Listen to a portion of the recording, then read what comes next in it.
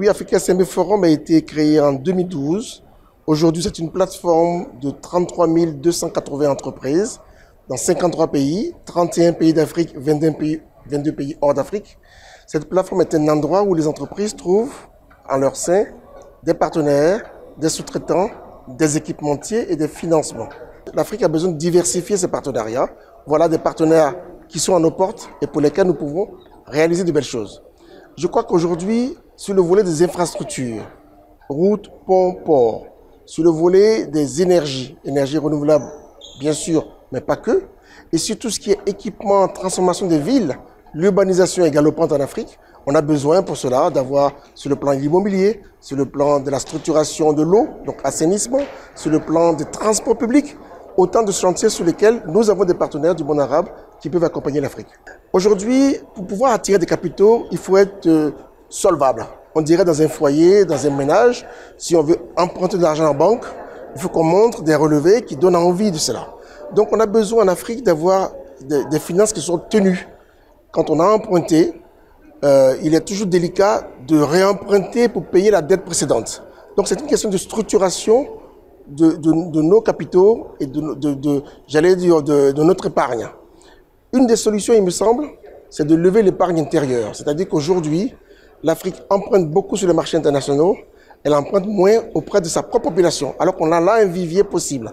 Deuxièmement, tout ce qui est fonds d'investissement, fonds de garantie, fonds de pension, les structures de pension de retraite, c'est une manière pour un pays d'avoir une manne. Simplement, il faut savoir le gager et faire en sorte qu'à partir de ce socle, on ait les moyens, une garantie pour emprunter de l'argent. Donc, il faut éviter de faire des dettes et de l'emprunt pour la vie de tous les jours, comme dans un ménage. Il faut emprunter pour investir pour l'avenir. L'éducation est un investissement d'avenir et la clé pour l'Afrique, c'est quand même ça, c'est-à-dire avoir demain une main-d'œuvre qualifiée, des techniciens qui sont au niveau.